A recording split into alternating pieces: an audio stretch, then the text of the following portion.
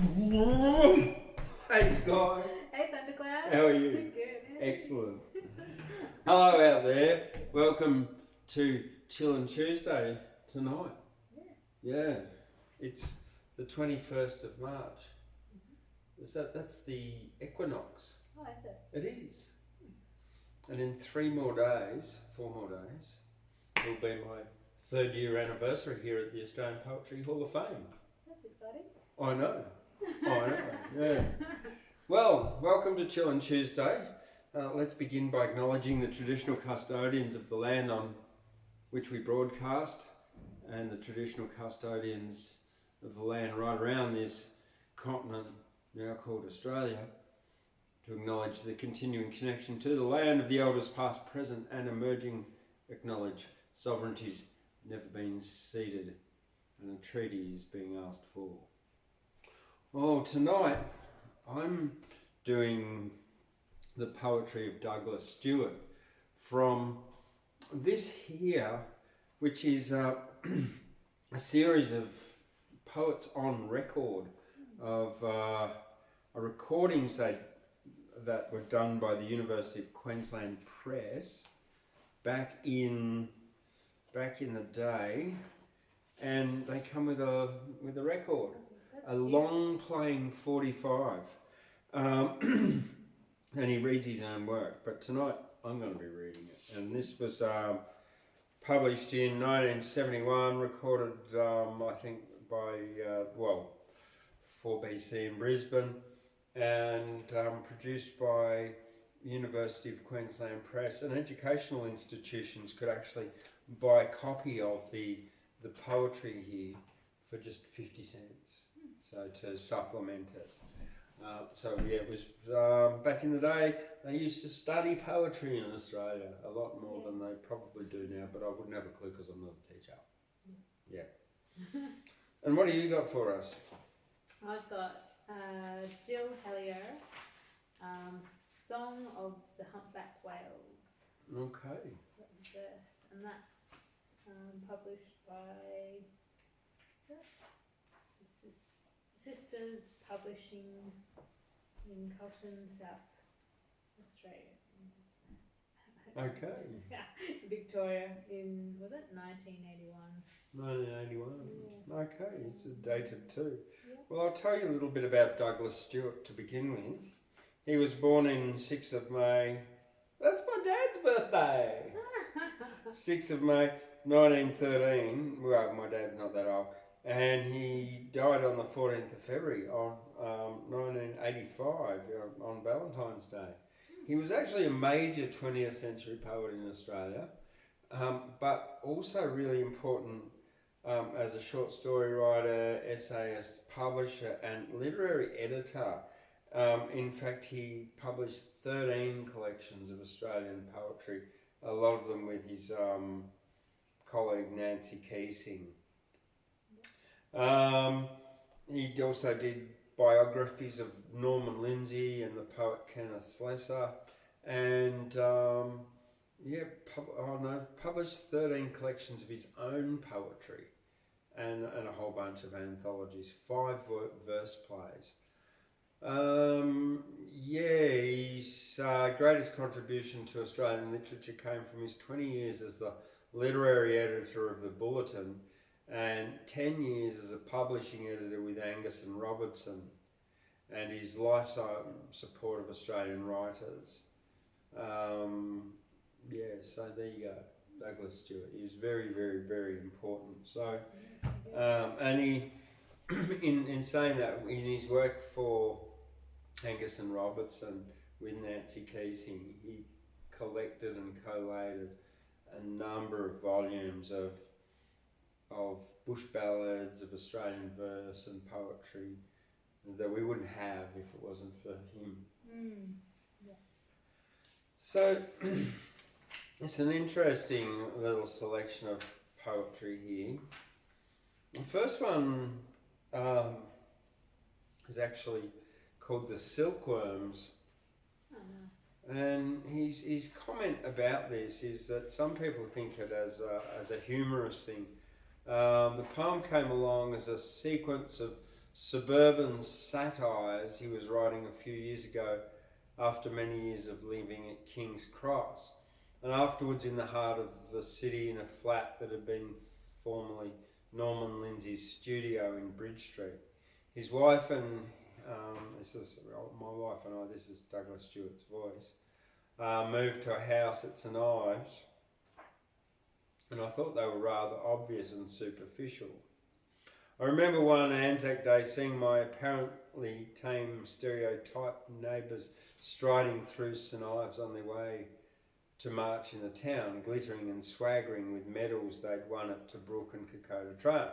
And I realised that then that the suburbs are not all what they seem to be, but conceal all kinds of enterprise. I kept, though, 2 poems of the set. One called Fence because it amused me and did in its light way break through the deeper realities. The Silkworms because it has, I think, a nice music and also has overtones that carry it beyond both Silkworms and the suburbs. The next one I'll do after that is called B Flat. And just his comment on this, because it's about, I've been disappointed sometimes when critics have thought this poem was merely meant to be funny and that I was somehow sending up Reverend Henry White. I wrote it, in fact, on the day India and Pakistan went to war, when it seemed likely that the conflict could spread into a Third World War. Though the approach is light enough, I really meant it very seriously. Henry White, so interested in musical and owls, that is, in art and nature, seemed to me the type of the truly civilised man and the opposite of those who deal in violence. He's mentioned in connection with his owls in a footnote of Gilbert White's The Natural History of Selborne. The poem says that it's all we know about him, or at any rate, that I know about him. The poem, though, it took a war to bring to my mind because it became one of a series of poems about great naturalists, travellers, about which I was writing at the time. And then there's another one here that I will explain, and it's called Glencoe, and it's about a 1691 massacre in Glencoe in Scotland of 30 people of the MacDonald's clan by the Scottish government. Yeah, I know. Wow. Yeah, because they wouldn't swear allegiance to William III and Mary. All right, so this is the Silkworms one, and it's a comment on suburban life, but as silkworms. All their lives in a box. What generations, what centuries of masters, not meaning to be cruel, but needing their labour, taught these creatures such patience that now, though sunlight strikes on the eye's dark jewel, or moonlight breathes on the wing, they do not stir, but like ghosts of moths crouch silent there. Look, it's a child's toy. There's no lid even. They can climb, they can fly, and the whole world is their tree. But hush, they say in themselves, we are in prison. There is no word to tell them that they are free. And they're not interested. Ancestral voices bind them in dream too deep for wind or word to find them. Even in the young, each like a little dragon ramping and green upon his mulberry leaf, so full of life it seems the voices spoken, they hide where there is food, where they are safe. And the voice whispers, spin the cocoon, sleep, Sleep, you shall be wrapped in me soon. Now is their hour, when they wake from that long swoon. Their pale curved wings are marked in a pattern of leaves, shadowy for trees, white for the dance of the moon, and when on summer nights the buddleia grieves, its nectar like lilac wine for insects mating, they drink its fragrance and shiver, impatient with waiting. They stir, they think they will go, then they remember it was forbidden ever to go out. The hands are on guard outside like claps of thunder. The ancestral voice says, don't, and they do not. Still the night calls them to unimaginable bliss, but there is terror around them, the vast, the abyss. And here is the tribe that they know in their known place. They are gentle and kind together. They are safe forever. And all shall be answered when at last, when they embrace. White moth moves closer to moth, lover to lover. There's that pang of joy on the edge of dying. Their soft wings whir. They dream that they're flying. Yeah. Yeah. Now, the next one, B flat. Mm-hmm. Well, this fella found out that owls all hoot in B flat. Oh. All right. That's cool. B flat. Sing softly, muse, the Reverend Henry White, who floats through time as lightly as a feather, yet left one solitary gleam of light, because he was the Selborne naturalist's brother, and told him once how on warm summer eves, when moonlight filled all Fifield to the brim, and yearning owls were hooting to their loves on church and barn and oak tree's leafy limb, he took a common half-a-crown pitch pipe, such as masters used for harpsichords, and through the village trod with silent step, measuring the notes of those melodious birds, and found that each one sang, or rather hooted, precisely in the measure of B flat. And that is all that history has noted. We know no more of Henry White than that. So softly muse in harmony and conformity, pipe up for him and all such gentle souls. Thus the world's enormousness, enormity, so interested in music and in owls. For though we cannot claim his crumb of knowledge was worth much more than virtually nil, nor hail him for vast enterprise or courage, yet in my mind I see him walking still, with eager ear beneath his clerical hat, through Fifield village sleeping dark and blind. Oh, surely, as he piped his soft B flat, the most harmless, the most innocent of mankind. Yeah. And then, well, look, I've got two from Glencoe then, from his poem Glencoe, and then it's over to you. All right. So this is so his Glencoe poems there was a whole series of them. They were from a book, and this is poem 14, and it's about this MacDonald clan of 30 people who what was his name? Lord Stair or something like that. Yeah. Stair.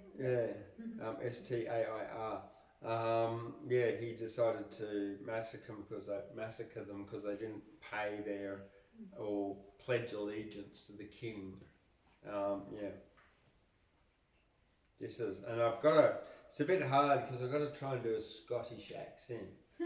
Because it's actually written that way.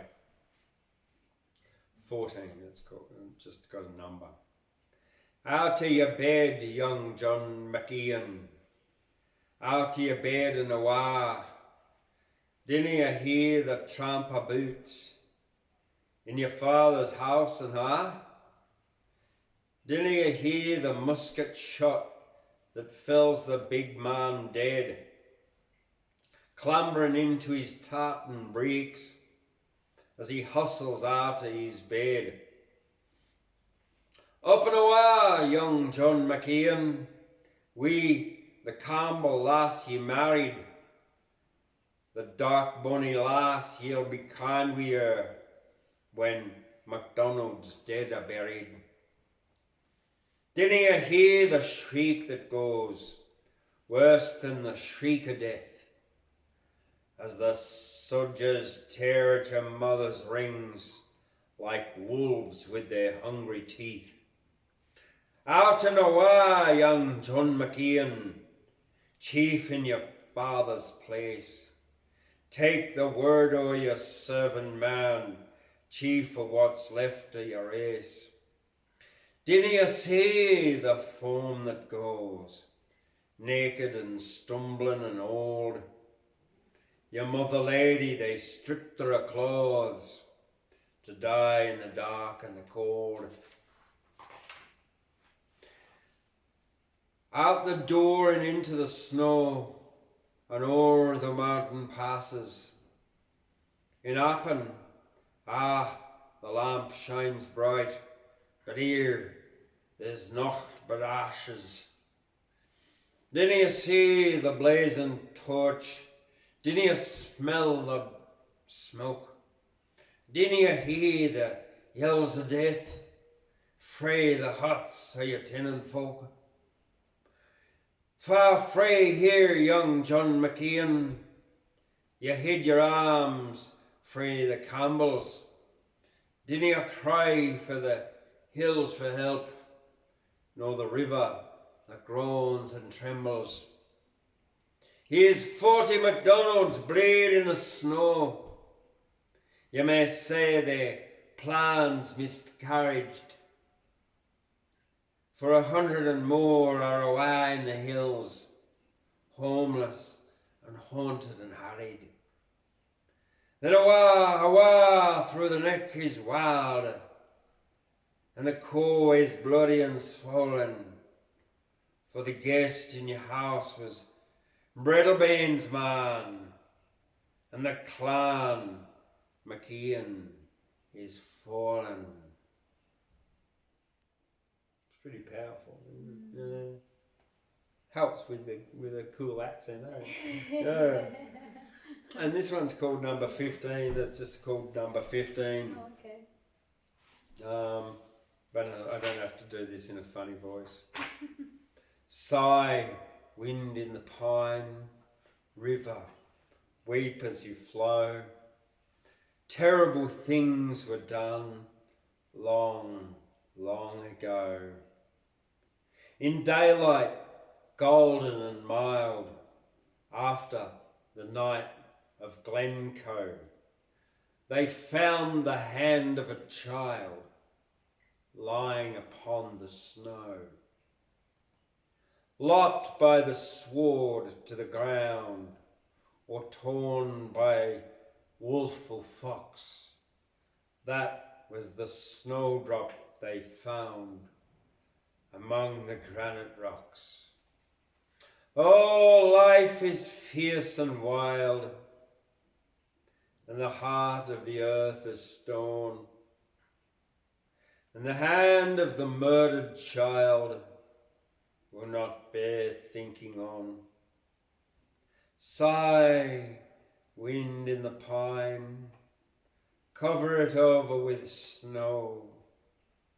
But terrible things were done long, long ago.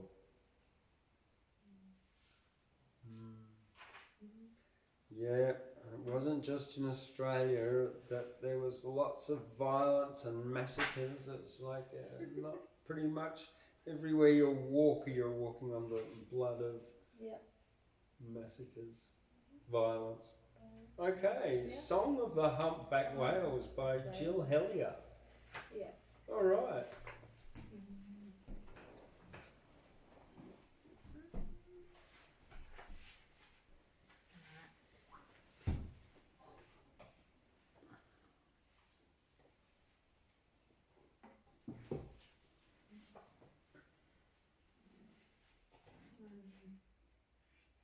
So I suppose I should read the song of the hunchback.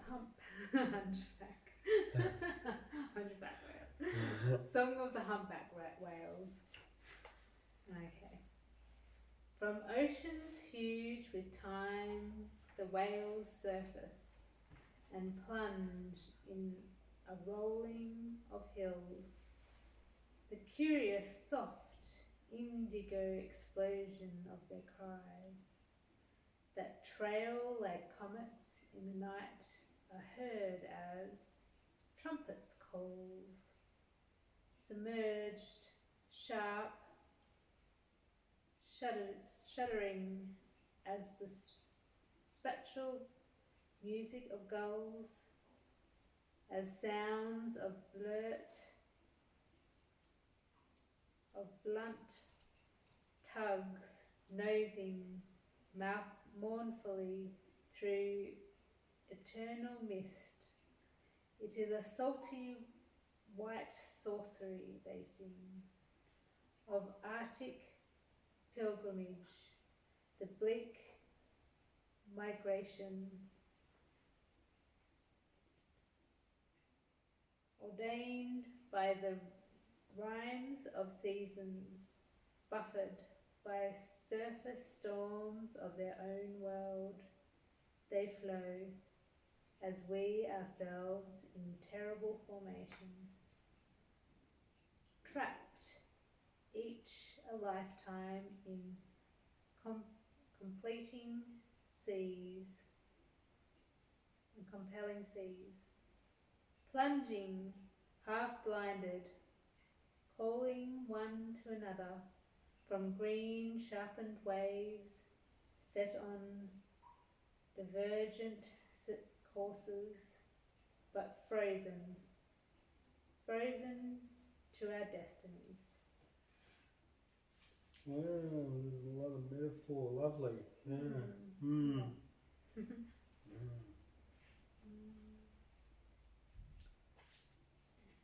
And I've got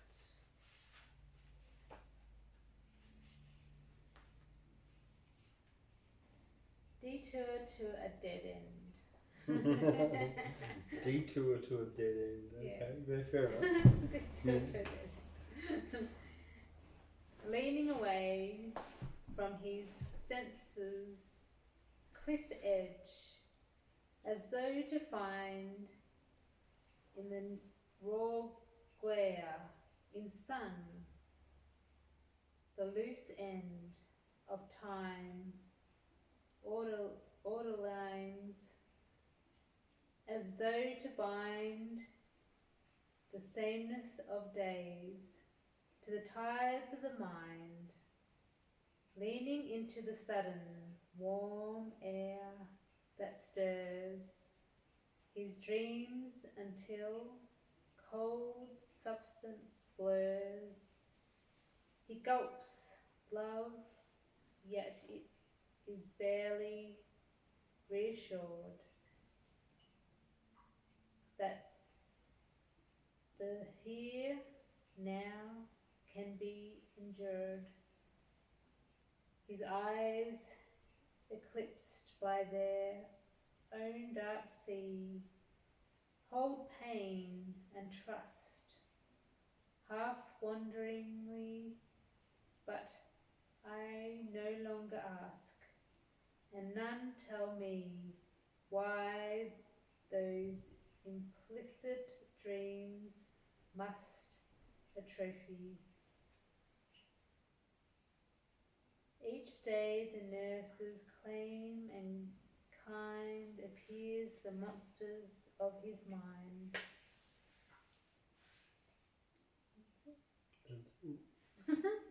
Lovely. Yeah. Got one more? Yep. Yeah.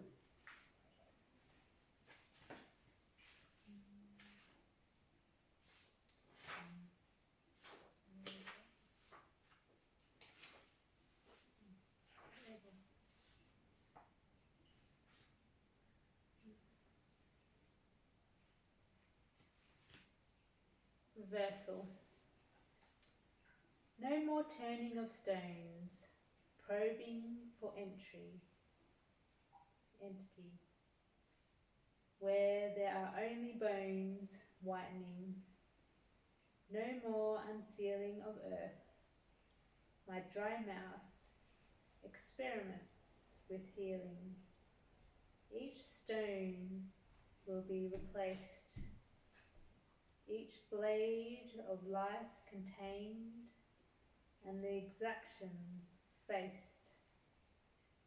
The shattered stars shall watch the ritual of coupling. That fire I must not touch. And then to meet your eyes, rebut my own self. Ye says my replies. Ye saying my replies. What was that called again? Reversal. Reversal. Okay. Interesting.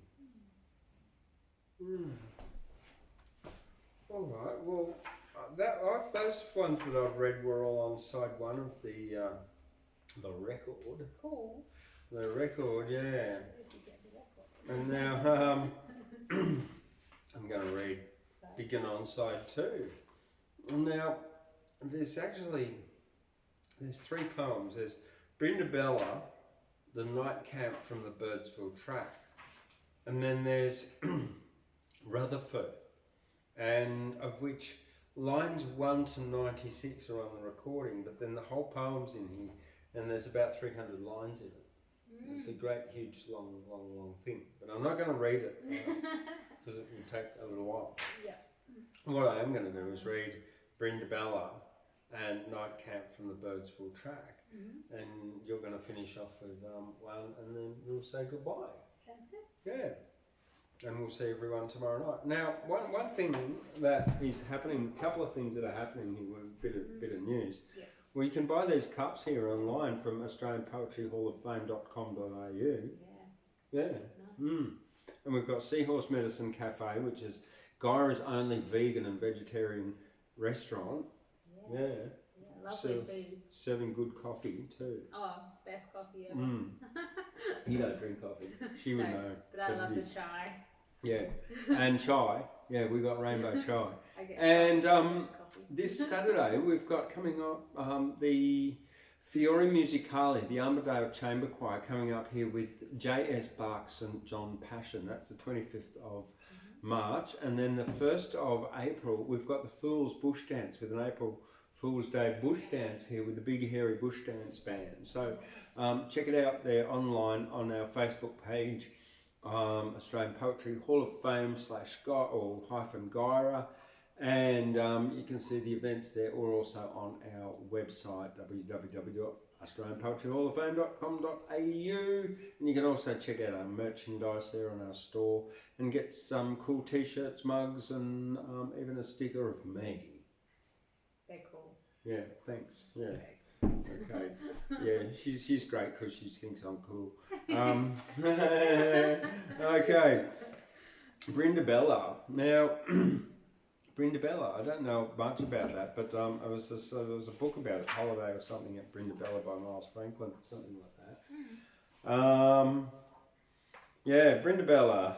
I met the magpie in snowstorm one freezing October or November when I was driving over Mount Franklin out from Canberra with the poet David Campbell to fish the Goodrajibi, I don't know, in the sheltered valley below.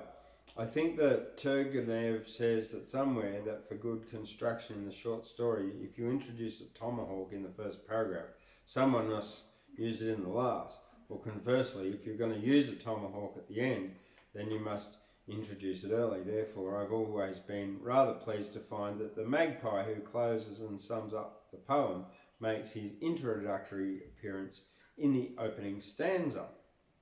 And the next one, the Night Camp, one of a sequence called the Birdsville Track, which was partly called into being because I was writing the script for a film called Back a Beyond. I was travelling with the mailman at the time I wrote it, and the feeling of insecurity I had in the vast cold desert night, which the tiny white moths put to shame, was somewhat intensified by the fact that we were camping with two criminals whom the police had expelled from Birdsville. Okay, so this is Brindabella. Once, on a silver and green day, rich to remember, when thick over sky and gully rolled winter's grey wave, and one lost magpie was straying on Brindabella, I heard the mountain talking in a tall green cave. Between the pillars of the trees and the moss below, it made no sound, but talked to itself in snow. All the white words were falling through the timber, down from the old grey thought to the flesh of rock. And some were of silence and patience and spring after winter, tidings for leaves to catch and roots to soak. And most were of being the earth and floating in space, alone with its weather through all the time there is. Then it was struck with wonder at this soliloquy, the magpie lifting its beak by the frozen fern, sent out one ray of carol, softened and silvery, strange through the trees as sunlight's pale return. Then cocked its black head and hunched, listened from the cold, watching that white whisper fill his green world. That's it. And then Night Camp from the Birdsville Track. Sleep, traveller, under the thorn, on the stones. Somewhere on earth a man must lie down in trust. And though behind you, cold as it breathes on your hand, thudding like surf through the desert, foaming with dust, rushes the wind that moves the hills of sand. What need of more than a bush to turn the gale? Sleep, all's well. Look where the dusty blossoms shake on the thorn, over your head like motes in a shaft of the moon, climbing and falling, fluttering, their wings now come, tiny white moths that call this desert home. Beautiful, yeah. Okay, you'll go. I've got the fever. In fever, the mind's clear, vision drifts beyond pain, leaves the numb body's brain, shutters and soars, so near to truth's cold beam, its nucleus of white, sliced sharp across the night, in fever, all wise, all seeing, to touch and reach beyond the spirit's trysting place, depths of all depthless space, the timed and timeless bond of image and soul, the fever decides, the roof beams narrow, the walls shrink with the marrow, the heart dies over and over. Beautiful. Fever.